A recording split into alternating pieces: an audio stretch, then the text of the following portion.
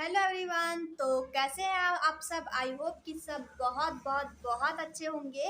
और अभी आप लोगों का रक्षाबंधन का जो फेस्टिवल था वो भी काफ़ी अच्छा हो चुका होगा और आप लोग काफ़ी खुश भी होंगे। और आज का वीडियो बहुत ही इंटरेस्टिंग है क्योंकि आज के वीडियो में मैं आपको पढ़ाने वाली हूँ 5वां लेक्चर, यानी कि जो मैं बायो का फर्स्ट चैप्टर आपको कवर करा रहे थे उसका जो आज फोर्थ जो लेक्चर थे वो मैंने पूरे कंप्लीट कर दिए थे। लेकिन जो आज है वो है 5 लेक्चर, जो कि मैं आपको पूरा अलैंगिक जनन के अंतर्गत जो कायिक जनन आता है वो पूरा पढ़ाने के बाद आपका जो अलैंगिक पार्ट था वो पूरा खत्म कर दूंगी, पूरा एंड हो चुका होगा।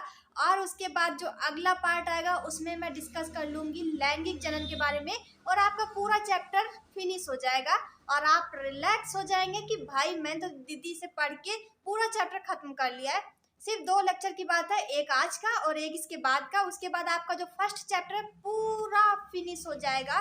तो हम बात करते हैं कि आज हम क्या क्या पढ़ने वाले हैं। तो सबसे पहले तो हम पढ़ेंगे जो कायिक जनन है वो पूरा पढ़ने वाले हैं। उसके अंतर्गत 3 विधियां आती हैं, वो होती है कर्तन, दाब लगाना और रोपड़। 3 विधियां, 3 विधियों के अंतर्गत जितने भी पार्ट्स आते हैं वो सब कुछ पढ़ने वाले हैं और कायिक जनन के लाभ और हानियां पढ़ेंगे और ये पूरा अलैंगिक जनन पार्ट जो होता है वो पूरा फिनिश हो जाएगा। तो हम बात करते हैं कि कायिक जनन किसे कहते हैं। ध्यान से पढ़िएगा, हर चीज को नोट कर लीजिएगा और अगर आपको तब भी कोई तकलीफ होती तो डोंट वेरी, क्योंकि मैं आपकी फ्रेंड आपके साथ हूँ, आपको कोई भी तकलीफ लेने की जरूरत नहीं है। तो मैं आपको जो इसी के पढ़ाने के बाद मैं जो आपको नोट प्रोवाइड करूंगी उसमें मैं जैसे कि मैं आपको पढ़ा रही हूँ सेम वैसे नोट्स आपको प्रोवाइड कर दूंगी। आपको बिल्कुल भी तकलीफ लेने की जरूरत नहीं है क्योंकि जब तक मैं आपके साथ हूँ आपकी स्टडी बेहतर चलती रहेगी। तो जैसा कि आपको पता है कि जो कायिक जनन थे उसके 2 पार्ट होते हैं, जो पहला पार्ट था वो मैंने आपको पढ़ा दिया, यानी कि प्राकृतिक कायिक जनन। तो आपको पता होगा कि ये पादपों में स्वतः होता है और इससे क्या होता है कि जो पादप होता है वो जनन से अलग होकर नए पादप का निर्माण करता है। ये मैंने आपको पढ़ा दिया था और आपको पता भी होगा अगर आपने पुराने लेक्चर मेरे पढ़े हैं तो। लेकिन जो इसका सेकंड पार्ट जो कि आज हम पढ़ने वाले हैं कृत्रिम कायिक जनन, यानी कि आज का जो मेन टॉपिक है वो ये है कृत्रिम कायिक जनन किसे कहते हैं। तो इसमें बताते हैं कि क्या होता है, मैं आपको डिटेल से बताती हूँ, आपको सिर्फ ध्यान लगा के सुनना है और नोट करते जाना है और अगर आपको कोई तकलीफ होती तो मुझे बता दीजिएगा, मैं उसका हल जरूर दे दूंगी। तो बात करते हैं कृत्रिम कायिक जनन किसे कहते हैं। तो कृत्रिम कायिक जनन का मतलब पता चल रहा है कि प्राकृतिक मतलब प्रकृति के द्वारा, कृत्रिम में मतलब मानव का कोई ना कोई योगदान होगा। जैसे कि मैंने आपको पढ़ाया था कि प्राकृतिक में ये पादपों में स्वतः होता है, इनमें जो जनक होता है उनसे जो पौधा होता है वो अलग होकर नए पौधे का निर्माण करता है। तो ये आपको पता था, लेकिन आज पढ़ाऊंगी कृत्रिम कायिक जनन, उसमें क्या होता है इनमें मानव निर्मित पद्धतियों का प्रयोग करके एक पादप से अनेक पादपों का निर्माण करना ही कृत्रिम कायिक जनन कहलाता है। आपको कोई भी तकलीफ नहीं हो रही होगी, मैं फिर से रिपीट कर देती हूँ। मानव निर्मित पद्धतियों का प्रयोग कर एक पादप से कई पादपों का निर्माण करना मतलब कृत्रिम कायिक जनन कहलाता है। आपको कोई तकलीफ है डोंट वरी, मैं आपको दिखा देती हूँ कि कैसे कैसे आप लिख सकते हो, तो मैं आपको दिखाती हूँ। और बात ये भी कर लेते हैं उससे पहले कि कैसे हम जानेंगे इसकी कितनी विधियां होती है। तो इसकी कुल 3 विधियां होती है। पहली होती है कर्तन, दूसरी होती है दाब लगाना, तीसरी होती है रोपड़। जैसा कि आपको पता है, मैंने आपको बताया था इससे जस्ट पहले, तो मैं आपको दिखाती हूँ। जैसा कि मैंने आपको बताया था कि जब मानव निर्मित पद्धतियों का प्रयोग कर एक नए पौधे से कई नए पौधों को विकसित किया जाता है तो उसे कृत्रिम कायिक प्रवर्धन कहते हैं या कायिक जनन कहते हैं। तो आपको पता चल गया होगा। उसके बाद हम डिस्कस करते हैं कि इसकी कितनी विधियां होती हैं। तो कृत्रिम कायिक जनन की निम्नलिखित 3 विधियां होती हैं। पहला होता है कर्तन, दूसरा होता है दाब लगाना, तीसरा होता है रोपड़। तो आपको समझ में आ गया होगा। उसके बाद हम बात करते हैं जो इसका फर्स्ट पार्ट है यानी कि कर्तन। कर्तन किसे कहते हैं तो मैं आपको बताती हूँ कि पौधों का कोई भी छोटा हिस्सा यानी कि तना, पत्ती, जड़ें जिस पर अंकुर लगा हो उसे मिट्टी व पानी की सुविधा देकर नया पौधा उगाया जाता है जिसे हम कर्तन कहते हैं। मैं फिर से रिपीट कर देती हूँ, पौधे का कोई भी छोटा हिस्सा यानी कि जैसे तना, पत्ती, जड़ें, ये छोटा हिस्सा होगी जिस पर अंकुर लगा हो उसे मिट्टी व पानी की सुविधा देकर नया पौधा उगाया जाता है, जिसे हम कर्तन कहते हैं। कर्तन किसे कहते हैं? तो कर्तन का मतलब होता है कि कोई भी एक शाखा ले लेंगे, यानी कि जैसे छोटा हिस्सा पादप का, जैसे कि जड़, तना, पत्ती। तो फॉर एग्जाम्पल मैं यहाँ पे गुलाब की बात करती हूँ, आपको बेहतर समझ में आएगा कि हर इंसान के पास गुलाब का पौधा जरूर लगा होता है उसके किसी ना किसी घर के कोने में। तो मैं आपको बताती हूँ, मान लो हमने इतना बड़ा या इतनी बड़ी कितनी बड़ी भी हमने एक शाखा ले ली है, उस शाखा को हमने क्या किया कि काट लिया। अब जैसे हमने गुलाब की एक टहनी को लिया और टहनी को हमने काट लिया है, मान लो इतनी बड़ी हमने टहनी ले ली है, और उस टहनी को हमको क्या करना है कि आपने देखा होगा कि जब आपने गुलाब की टहनी काटी होगी तो आपने कोई ऐसी शाखा चुनी होगी जिसमें कि हल्का सा अंकुरण होता होगा, यानी कि अंकुर लगा हो। अंकुर का मतलब ये होता है कि उसमें से कोई नई शाखा निकल रही हो। तो आपने अधिकतर लोगों को देखा होगा कि जो भी आपके यहाँ से गुलाब लेने आता है या फिर आप किसी के यहाँ से गुलाब की टहनी लेते हो तो आप यही कहते हो कि भैया कोई ऐसा पौधा देना जिसमें कोई नई शाखा निकल रही हो, यानी कि उसमें कोई ना कोई अंकुर लगा हो। और उसको आप क्या करते हो कि उसको लेके आते हो और उसको मिट्टी व पानी की सहायता से आप एक नया पौधा उगाते हो। यानी कि आपको इतनी इतनी बड़ी शाखा लेके आए, उसको आपने क्या किया कि मिट्टी में रोप दिया, और रोपने के बाद क्या किया मतलब मिट्टी में गाड़ दिया, उसको लगा दिया। उसके बाद आपने क्या किया कि पानी दिया, और पानी लगा के जब वो नया पौधा बना, यानी कि जब वो विकसित हो गया, अंकुरण जो अंकुर लगा था उसकी सहायता से, तो वो नया पौधा बना। तो वही यहाँ पे बताया गया कि नए पादप का निर्माण कैसे होता है। तो कर्तन को आपको समझाया गया, आपको बेहतर ढंग से समझ में आया होगा। जब भी आपसे कोई पूछे कर्तन किसे कहते हैं, तो आपको याद करना है कि गुलाब को कर्तन कहते हैं। कर्तन मतलब होता है कि शाखा या डंडी या कुछ भी कह सकते हो। कर्तन मतलब होता है पेड़ का एक हिस्सा छोटा सा। तो यानी कि पेड़ के या पादप के किसी भी छोटे से हिस्से को काट कर अलग करके, यानी कि एक ऐसे हिस्से को काट कर अलग करना, यानी कि जिसमें अंकुर लगा हो और उसको मिट्टी और पानी की सहायता से उगाया जाता हो, उसे हम कर्तन कहते हैं। तो आपको समझ में आया होगा। उसके बाद हम इसके जो पार्ट है उसको डिस्कस करते हैं, आपको बेहतर ढंग से समझ में आ रहा होगा। कोई तकलीफ है, कमेंट बॉक्स आपके लिए, आप पूछ सकते हैं, उसका रिप्लाई भी दूंगी। और अगर आपको ज़्यादा दिक्कत है तो मैं उसके ऊपर वीडियो भी ले आऊंगी। आपको बिल्कुल फिक्र नहीं करनी है, बस आपको मेहनत से पढ़ाई करनी है। जैसा कि मैं आपको पढ़ा रही हूँ वैसे आपको लगातार पढ़ते जाना है। तो जैसा कि मैंने आपको कर्तन समझा दिया है, उसके बाद हम बात करते हैं कि इसके कितने प्रकार होते हैं। तो कर्तन के सिर्फ दो प्रकार होते हैं। जो पहला प्रकार होता है वो होता है कि स्तंभ, और दूसरा जो होता है वो होता है मूल। तो स्तंभ कर्तन और मूल कर्तन किसे कहते हैं मैं आपको डिटेल से समझाऊंगी। आपको बिल्कुल भी तकलीफ नहीं लेनी है। आपको कोई भी तकलीफ हो तो कमेंट बॉक्स आपके लिए बना है, आप उसमें कमेंट करिए, मैं उसका रिप्लाई जरूर दे दूंगी। तो बात करते हैं कि स्तंभ कर्तन किसे कहते हैं। तो स्तंभ कर्तन का मतलब है कि आपको जब भी कोई पूछे कि स्तंभ कर्तन किसे कहते हैं, तो आपको याद रखना है गन्ना, गुलाब और अंगूर। तो बात करते हैं, तो इसमें क्या होता है कि हम एक शाखा को लेते हैं, यानी कि कोई भी एक शाखा ले लेंगे इतनी बड़ी, जैसा कि मैंने आपको पहले समझाया था, और उसको क्या करेंगे कि उसमें कोई ना कोई मतलब अंकुरण होना चाहिए। उसके बाद हम उसको क्या करते हैं कि पूरा जमीन को थोड़ा खोदते हैं और उसके बाद उसको ऐसे लेटा देते हैं, यानी कि ऐसे जमीन में रखेंगे, और कोई ऐसे हमको एक नाली टाइप में बनाना होगा, उसके अंदर हम ऐसे रख देंगे। रखने के बाद हमें क्या करना है कि उसके ऊपर हमें क्या करना है कि मिट्टी डाल देनी है, जिससे क्या होगा कि वो जब अंकुरण होगा तो नया पादप बनेगा। लेकिन जो मूल कर्तन होता है उसमें क्या होता है कि हम कोई शाखा लेते हैं, उसको अर्ध स्थिति में, यानी कि उसको ऐसे करके इतना मिट्टी में गाड़ देंगे और इतना जमीन के ऊपर रखा रहने देंगे। फिर क्या होगा, जो इतना भाग होता है वो तो जमीन के अंदर रहेगा, लेकिन जो ऊपर का भाग होगा जहाँ की अपस्थानिक कलिकाएं पाई जाती हैं, वो जब वृद्धि होंगी तो उससे क्या होगा कि नई शाखाएं निकलेंगी और वो नया पादप बनाएगा। तो इससे क्या होता है कि जो मूल होता है, मूल का मतलब होता है कि आपको मूल से याद रखना है कि आपको याद रखना है कि इसमें कौन कौन से उदाहरण आते हैं। आपको याद रखना है नींबू, सेब और अमरूद। आपको अमरूद आपने उगाया होगा अपने घर में कहीं ना कहीं, तो आपने देखा होगा लोगों को उगाते हुए कि ऊपर कुछ पार्ट खुला रहने देते हैं। वैसे ही आपको याद रखना है कि नींबू को कैसे उगाते हैं। तो नींबू का भी आपको पता होगा कि आधा भाग जमीन के अंदर उगाते हैं, लेकिन जो आधा पार्ट होता है उसको क्या करते हैं कि आधा पार्ट जमीन के ऊपर आता है। तो वैसे आपको याद रखना है कि मूल कर्तन का मतलब होता है कि आधा मिट्टी में और आधा बाहर। तो यानी कि मूल कर्तन का मतलब हम कह देंगे कि जैसा कि हम जैसे स्तंभ करता है, मतलब तने को लेंगे, उसको जमीन में गाड़ देंगे, नया पादप बनेगा। जैसा कि उदाहरण हो गया गुलाब और गन्ना हो गया इसका उदाहरण। लेकिन जो मूल कर्तन होगा, मूल कर्तन का जो एग्जाम्पल है वो होता है नींबू।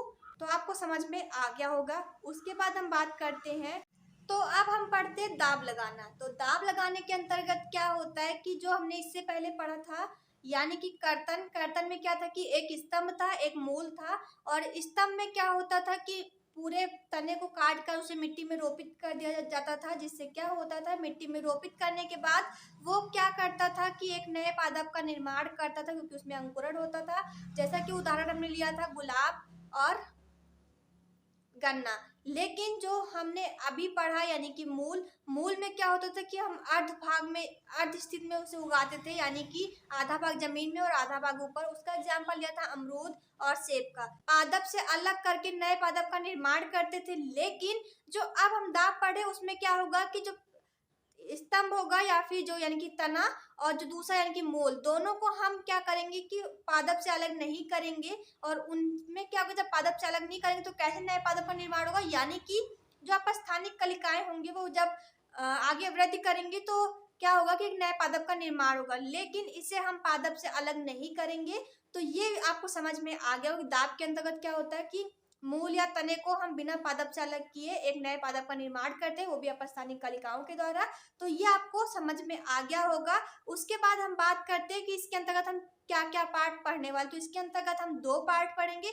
जो पहला पार्ट था वो था कि हम टीला दाब पढ़ेंगे, और जो दूसरा पार्ट था उसके अंतर्गत हम पढ़ेंगे वायु दाब या गुटी बांधना। तो ये दोनों ही पार्ट काफी आसान है, मैं आपको समझाऊंगी, आपको बेहतर ढंग से समझ में आएगा। तो मैं आपको समझाती हूँ। तो यहाँ पे हम बात करते हैं टीला दाब, यानी कि इसको मैं आपको डिटेल से बताने वाली हूँ, टीला दाब। तो टीला दाब आपको क्या करना है, डिटेल से सुनना है और उसको ध्यान से देखना है। तो सबसे पहले मैं इसकी परिभाषा आपको थोड़ी सी बताती हूँ कि इसमें क्या होता है कि कोई एक पौधा होगा, जैसा कि मान लो हम यहाँ पे लेते हैं, इसमें हमने एक शाखा ले ली है। और इसके बाद क्या होगा कि हम यहाँ पे एक पौधा बना लेते हैं। लेकिन पौधे की इस जो दाब है इसमें शर्त ये है कि एक या एक से अधिक पर्व संध्या उपस्थित होनी चाहिए। यानी कि इसमें क्या होगा कि कोई ना कोई शाखा निकली होगी, और उसके बाद क्या होगा कि मान लो ये एक पादप है, हमने इस दाब में पढ़ा कि एक पादप है, लेकिन उसकी शर्त क्या होनी चाहिए कि उसमें कई सारी पर्व संध्या उपस्थित होनी चाहिए, जैसे कि 1 2 3, ये 3 उपस्थित है। और 3 में क्या होगा कि सबसे पहले हमें ध्यान रखना है कि एक ऐसे पादप का चयन करना है जो कि यानी कि अगर हम उसको मोड़ना चाहें तो मुड़ सके, यानी कि कोमल शाखा होनी चाहिए। तो आगे क्या होगा कि जो ये पर्व संध्या है इसको ऐसे जमीन में ले जाएंगे, और ऐसे करके ये मान लो हमने मोड़ा, और मोड़ के ऐसे क्या किया कि इसे मिट्टी में रोपित कर दिया, यानी कि इसको मिट्टी में दबा दिया। दबाने के बाद हम क्या करेंगे कि इसमें यानी कि जब मिट्टी में दबा देंगे तो इससे अपस्थानिक जड़ें निकलेंगी। जड़ें निकलने का मतलब ये है कि यहाँ पे अपस्थानिक जड़ें निकल आएंगी, ये मिट्टी से रोप दिया जाएगा। और रोपने के बाद क्या होगा कि इस शाखा को यहाँ से काट दिया जाएगा। काटने के बाद इसे अलग उगा दिया जाएगा, जिससे क्या होगा कि एक नया पादप बनेगा। यानी कि सबसे पहले हमें क्या ध्यान रखना है कि इसके अंदर कोई एक पौधा लेंगे जो कि कोमल हो, और उसे हम क्या करेंगे कि आसानी से मोड़ सके, ऐसा पादप का चयन करना है। उसके बाद हम क्या करेंगे कि एक शाखा को नीचे खींचकर मिट्टी में दबा देंगे। दबाने के बाद क्या होगा कि उसमें अपस्थानिक जड़ें निकलेंगी, जैसा कि मैंने आपको बताया। जड़ें निकलने के बाद क्या होगा, उस जड़ों को कहेंगे अपस्थानिक जड़ें। और फिर क्या करेंगे कि जो शाखा में दबाई थी उस शाखा को थोड़ी दूर काटने के बाद इसे हम कहीं अलग रोपित कर देंगे, जिससे क्या होगा कि एक नया पादप बन जाएगा। तो आपको समझ में आ गया होगा टीला दाब किसे कहते हैं। तो आपको कोई भी प्रॉब्लम नहीं होनी चाहिए, जब मैं आपको नोट प्रोवाइड करूंगी तो आपको समझ में आ जाएगा। तो मैं आपको एक बार पढ़ के बताती हूँ कि हाँ कैसे क्या होता है। तो सबसे पहले हमें ध्यान रखना है कि कोई एक ऐसा पादप लेंगे, कोमल होना चाहिए जिससे कि हम उसे मोड़कर मिट्टी में रोपित कर सके। और रोपित करने के बाद क्या होगा, जब हम मिट्टी में दबा देंगे तो क्या होगा कि अपस्थानिक जड़ें निकलेंगी। अपस्थानिक जड़ें जब निकलेंगी तो उसे हम कुछ दूरी पर उसी शाखा को काट देंगे और फिर उसे अलग जगह रोप देंगे, जिससे क्या होगा कि एक नया पादप बनेगा। तो आपको समझ में आ गया होगा। मैं अगला दाब जो है यानी कि वायु दाब या गूटी बांधना, तो ये मैं आपको समझाती हूँ। तो यहाँ पे हम बात करते हैं कि वायु दाब या गूटी दाब किसे कहते हैं। तो यहाँ पे हम बात करते हैं वायु दाब या गूटी दाब किसे कहते हैं। तो सबसे पहले हम इसमें बात करते हैं कि सबसे पहले हम इसमें एक ऐसे पादप का चयन करते हैं जिसकी शाखाएं बहुत ही मोटी हो और बहुत ही शक्तिशाली हो। और उसमें क्या करते हैं कि एक ऐसा पादप होना चाहिए जिसमें कि कई शाखाएं हो। तो सबसे पहले हम क्या करेंगे, जो सबसे निचली शाखा होगी उसको हम क्या करेंगे कि वहां पे हम थोड़ा सा छील देंगे या काट देंगे, आपको जो भी करना हो। काटने का मतलब ये है कि हम ऊपरी पार्ट काट देंगे या छील देंगे। और उसके बाद क्या करेंगे, जो उसके ऊपर वाली शाखा होगी और जो जिससे हमने मतलब छीला था उस भाग पे हम क्या करेंगे कि थोड़े से वृद्धि हार्मोन छिड़क देंगे। और छिड़कने के बाद क्या करेंगे कि उसको हम क्या करेंगे कि उसमें जैसे कि हल्की सी रुई या फिर कपड़ा या फिर प्लास्टिक से लपेट देंगे। और उसके बाद क्या करेंगे, जो उसके ऊपर वाली शाखा होगी उसके अंदर हम क्या करेंगे कि उसके ऊपर एक मटका लटका देंगे, जैसे कि मैंने यहाँ पे लटकाया है। और उसके अंदर हम थोड़ा सा पानी भर देंगे। और पानी भरा तो होना चाहिए, ये एक शर्त है। और दूसरी बात है कि इसके नीचे एक ऐसा छिद्र होगा जिसके अंदर हम थोड़ा सा सूतली डाल देंगे। तो फिर हम कोई पतली सी रस्सी डाल देंगे या फिर थोड़ा सा कपड़ा मोड़ के उसको तो हम थोड़ा सा लटका देंगे, जिससे क्या होगा कि उस रस्सी के द्वारा बूंद बूंद पानी करके इस पे गिरेगा। और इससे क्या होगा कि इसमें एक अपस्थानिक जड़ें निकलेंगी, जैसे कि यहाँ पे मान लो निकल चुकी हैं। और उसके बाद क्या होगा कि इसको यहाँ पे हम इस शाखा को यहाँ से काट देंगे। और काटने के बाद क्या करेंगे कि इसको हम अलग रोप देंगे। रोपने के बाद क्या होगा, अपस्थानिक जड़ें होंगी तो उससे एक नए पादप का निर्माण होगा। तो यहाँ पे आपको बिल्कुल समझ में आया होगा। आपको कोई भी तकलीफ हो तो आप मुझे कमेंट बॉक्स में पूछ सकते हैं।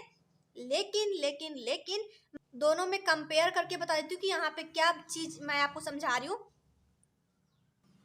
जो यहाँ पे टीला दाब था उसके अंतर्गत क्या था कि कोई एक ऐसा पादप चयन करता जिसमें कई सारी शाखाएं तो हो, लेकिन साथ में क्या हो कि वो कोमल होनी चाहिए जिससे कि हम मोड़ के जमीन में दाब सके। लेकिन जो यहाँ पे वायु दाब था उसमें क्या था कि कई सारी शाखाएं तो हो लेकिन बहुत मोटा हो, शक्तिशाली हो, सिर्फ हमें उसका ऊपरी पार्ट ही छीलना था।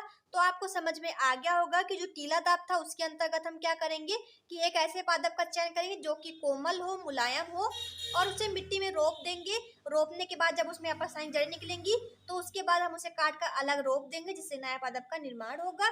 लेकिन जो वायु दाब था उसके अंतर्गत क्या था, उसके अंतर्गत था कि एक पादप होना चाहिए जो कि कड़ा, मुलायम, शक्तिशाली होना चाहिए। और उसके ऊपरी पार्ट को छील देंगे, उसके ऊपर वाली शाखा में एक मटका लटका देंगे। लेकिन जहाँ पे हमने छीला था उसके ऊपर वृद्धि हार्मोन छिड़क देंगे, जिससे कि अपस्थानिक जड़ें निकलेंगी। लेकिन मटका के अंदर एक छिद्र होना चाहिए जिससे कि हम सूतली लटकाएंगे। सूतली लटकाने के बाद क्या होगा कि उससे बूंद बूंद पानी गिरेगा, जिससे कि जो छीला हुआ भाग था वो हल्का सा क्या होगा कि उससे अपस्थानिक जड़ निकलेंगे, जिससे कि नए शाखा का निर्माण होगा। और आपको इसमें जो मेन बात है वो ध्यान रखनी है कि वृद्धि हार्मोन छिड़कने के बाद क्या करना है कि उसके ऊपर रुई का, कपड़े का या तो प्लास्टिक का एक कवर चढ़ा देना, जिससे कि वो जो वृद्धि हार्मोन्स है वो वृद्धि कर सके। तो आपको समझ में आ गया होगा। तो यहाँ पे हम बात करते हैं जो रोपड़ है उसमें क्या होता है। तो रोपड़ के अंदर क्या होता है कि दो पार्ट होंगे मेनली, यानी कि जो पहला पार्ट होगा वो होगा कलम और दूसरा जो पार्ट है उसको कहते हैं स्कंद। तो कलम क्या होता है कि जिसको हम रोपते हैं उसको कहते हैं कलम। लेकिन जो स्कंद होता है, स्कंद का मतलब जिसमें हमने कलम रोपा था, जो वो जिसमें रोपा था वो पार्ट हो गया स्कंद, और जिसको हमने रोपा वो हो गया कलम। तो कलम मतलब जिसको हम रोपते हैं वो होता है कलम, लेकिन जिसमें हम रोपते हैं उसे कहते हैं स्कंद। जिसे और जिसमें, जिसे और जिसमें आपको याद रखना, जिसे हम रोपते हैं उसे कलम कहते हैं, जिसमें हम रोपते हैं उसे स्कंद कहते हैं। आपको दो पार्ट याद रखने हैं उसके। तो यहाँ पे मैंने कुल 4 चित्र बनाए हैं, आपको ध्यान से देख लेने हैं। और इसके बाद जो पहला पार्ट है यानी कि जो रोपड़ के अंतर्गत जो पहला पार्ट आता है वो होता है जीभी रोपड़। यानी कि इसमें क्या होता है कि इसमें एक कलम होगी, यानी कि ये कलम हो गई है, और स्तंभ यानी कि स्कंद, स्कंद ये हो गया है। कलम जिसे हम रोपते हैं, और स्कंद मतलब जिसमें रोपा जाएगा उसे कहते हैं हम स्कंद। तो आपको देखने में लग रहा होगा कि ये कलम है और ये स्कंद, तो आपको बिल्कुल सही लग रहा है। तो ये यहाँ पे होगी ये कलम और ये यहाँ पे होगी ये स्कंद। तो यहाँ पे हम बात करते हैं कि इसमें क्या होता है। तो इसमें क्या होता है कि जो कलम और स्कंद होती है वो लगभग 8 से 10 सेंटीमीटर या मीटर की होती है। इसमें क्या होता है कि इसमें एक वी आकार का होता है और जो दूसरा होता है वो वेज आकार का। और इसमें क्या होता है कि इसको आपस में रोपने के बाद किसी रस्सी या तागे से बांध दिया जाता है, जिससे क्या होता है कि इनमें से अपस्थानिक कलिकाएं निकलेंगी और ये जीवी रोपण हो चुका होगा। और उसके बाद क्या होता है, जो यहाँ पे फच्चर रोपण है, इसमें क्या होता है कि एक जो कलम है उसको हम क्या करते हैं कि आकार में, और जो स्कंद है उसको भी हम वेज आकार में काट कर इसे आपस में रोप देते हैं। मतलब इसको आपस में जोड़ने के बाद क्या करेंगे कि इसे बांध दिया जाए, कि इसे फच्चर रोपण कहेंगे। और उसके बाद क्या होगा, जो क्रीट रोपण है यानी कि ये, इसमें क्या होता है कि जो यानी कि कलम होती है और जो स्कंद होता है, तो ये कलम होगी और जो स्कंद, स्कंद में क्या होगा कि ये स्कंद काफी मोटा होता है कलम से, क्योंकि कलम में देखिए कितना छोटा सा है, लेकिन जो यहाँ पे स्कंद है, स्कंद इससे दुगना मोटा है। और इसमें देखिए यहाँ पे निशान बने हैं, यानी कि थोड़ा थोड़ा कटा है। और इसके अंदर हम दूसरी कलम को जोड़ देंगे। जोड़ने के बाद क्या होगा कि यहाँ पे नया पादप बनेगा, जिससे कि ये जो क्रीट रोपण है ये संपन्न हो जाएगा। उसके बाद जो यहाँ पे कलिका रोपण है, कलिका रोपण में क्या होता है, जो कलम होती है और जो स्कंद होती है दोनों को हम टी आकार में काटते हैं। काटने के बाद क्या होगा कि उसको आपस में जोड़ दिया जाता है तथा इससे नए पादप को उगाया जाता है। तो आपको समझ में आ रहा होगा। उसके बाद हम बात करते हैं किसकी, इसके बाद हम बात करेंगे यानी कि इसके जो कायिक जनन के लाभ और हानि है उसको डिस्कस कर लेते हैं। तो यहाँ पे हम बात करें कायिक जनन के लाभ और हानि। तो सबसे पहला जो है वो है बीज विहीन पादपों के लिए अत्यधिक उपयोगी होता है। यानी कि कायिक जनन में आपको मैंने बताया था कि कायिक पादपों में क्या होता है कि इसमें बीज की आवश्यकता नहीं होती है। इसके पादप के किसी अन्य भाग से, इनकी जड़, तना, पत्ती, किसी भी पार्ट से हम नए पादप का निर्माण करते हैं। तो यानी कि ये बीज रहित पादपों में अधिक उपयोगी होता है। तो ये तो आपको समझ में आ गया होगा। उसके बाद हम बात करते हैं जिन पादपों में बीज का अंकुरण क्षमता कम होती है उनमें भी उपयोगी होता है। तो इसमें तो आपको समझ में बिल्कुल आ गया होगा, क्योंकि जब बीज बनता ही नहीं है, बीज की अंकुरण क्षमता कम होती है, तो उससे तुम्हारा कोई मतलब ही नहीं है। तो आपको समझ में आ गया होगा। उसके बाद जो तीसरा पार्ट है वो है उजड़े सत्र हुए पौधे को शीघ्रता से हरा भरा किया जा सकता है। यानी कि अगर जहाँ पे पादप नहीं है और बीज भी नहीं उगाए जा सकते, वहाँ पे हम जो ये विधियाँ थी जो कि मैंने अब तक आपको पढ़ाई है, इन विधियों द्वारा हम कोई भी जो फील्ड है उसको हरा भरा कर सकते हैं। तो ये आपको समझ में आ गया होगा। उसके बाद जो चौथा है वो डिस्कस करते हैं, यानी कि पादप में जीवित रहने की दर अधिक होती है। तो यानी कि कोई, मैंने आपको बताया था कि जो वायु दाब या गूटी दाब था उसमें क्या था कि कोई पुराना पादप था उसको हमने छील के नए पादप में ट्रांसफर कर दिया। तो ये उसी का समझो तो एक उदाहरण है। आपको समझ में आ रहा होगा कि इसमें जो पादप होता है वो अधिक समय तक सुरक्षित रह सकता है, क्योंकि इसमें जो पादप होता है अगर वो सूख रहा है, खराब हो रहा है, तो उससे हम नए पादप को उगा सकते हैं। तो आपको समझ में आ गया होगा। उसके बाद हम डिस्कस करते हैं इसकी हानि के बारे में। इसकी जो पहली हानि है वो ये है कि पादप में आपसी प्रतियोगिता बढ़ जाती। यानी कि इसमें क्या होता है कि जो पादप होते हैं वो जब कई सारे उगेंगे तो इससे क्या होगा कि जो इसमें जब पानी, खाना पीना, ऑक्सीजन जो भी होता है उसमें कई सारे प्रतियोगी होते हैं, वो बढ़ जाते हैं। तो आपको समझ में आ रहा होगा। कोई भी अगर आपको तकलीफ है तो कमेंट बॉक्स आपके लिए, आप कमेंट बॉक्स में पूछ सकते हैं। उसके बाद जो दूसरा है वो ये है कि सूखने व सड़ने का खतरा बना रहता है। यानी कि जो ये पादप होते हैं इनमें जो यानी कि जो हानि है वो यही है कि जो सूखने और सड़ने का खतरा होता है वो बना रहता है, ज़्यादा समय तक ये सुरक्षित नहीं रह सकते हैं। तो आपको ये समझ में आ गया। इसके बाद जो आगे है वो हम डिस्कस करते हैं। तो सबसे पहला जो इसका जो तीसरा है उसके बारे में डिस्कस करते हैं। जनक का रोग सभी संततियों में फैलता है। जैसा कि आपको पता है कि इसमें अपस्थानिक जड़ें बनाई जाती है, उसके बाद नया पादप बनता है और उसी पादप से संतति बनेगी तो अनुवांशिक रोग भी फैलेगा,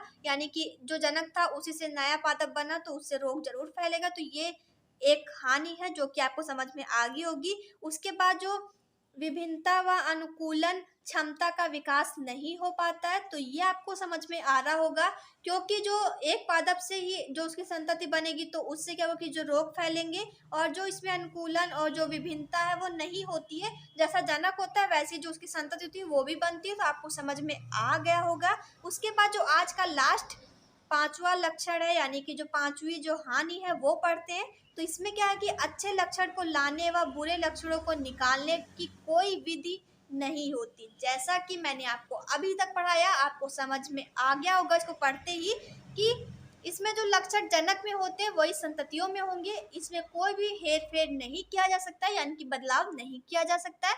आपको ये समझ में आ गया होगा। आई होप कि आज का वीडियो आपके लिए बहुत ही अच्छा रहा होगा, और आपको कैसा लगा मुझे कमेंट करके ज़रूर बताइएगा। आई होप कि आपको बहुत अच्छा लगा होगा, और आपको अगर कुछ खराबी नज़र आई, कुछ बुराई नज़र आई तो मुझे ज़रूर बताइएगा, मैं उसका सल्यूशन दूंगी। या फिर आपको कोई कन्फ्यूजन है आप मुझसे पूछ सकते हैं, और मैं उसका जो आपकी कन्फ्यूजन है उसको दूर करने का बिल्कुल प्रयास करूंगी। तो फिर अगर आज का वीडियो आपको अच्छा लगा तो वीडियो को लाइक करना, शेयर करना, कमेंट करना, और अपने दोस्तों के साथ शेयर जरूर करेगा ताकि वो भी इस वीडियो का फ़ायदा उठा सके और घर पर रह के पढ़ाई कर सके। और जो अगला वीडियो होगा वो इसके नोट्स का लेके आऊंगी, लेकिन उसी के बाद मैं डिस्कस करूंगी कि कैसे हम बायोलॉजी, केमिस्ट्री, फिजिक्स को कैसे हम 1-2 मंथ के अंदर खत्म कर सके। जैसे कि हमारा जो पेपर है वो आपको पता होगा कि कैसे मतलब टर्म 1 में आएगा, यानी कि नवंबर में पेपर हो सकते हैं। तो उससे पहले हम कैसे अपना जो सिलेबस है उसको खत्म कर सके, ये वीडियो भी मैं आपके लिए लेके आऊंगी। और जो बचे हुए 7 या 8 दिन है जो कि इस मंथ के हैं, उसमें कैसे हम कितना टारगेट रखेंगे, कितना पढ़ाई करेंगे, ये सब कुछ मैं डिस्कस करने वाली हूँ अगले वीडियो में। तो अगर आज का वीडियो आपको अच्छा लगा तो वीडियो को लाइक करना, शेयर करना, कमेंट करना, और चैनल पर पहली बार आए सब्सक्राइब जरूर करना, ताकि मैं आपकी फ्रेंड आपके लिए ऐसे ही इंटरेस्टिंग वीडियो ला सकूं। तब तक के लिए बाय बाय।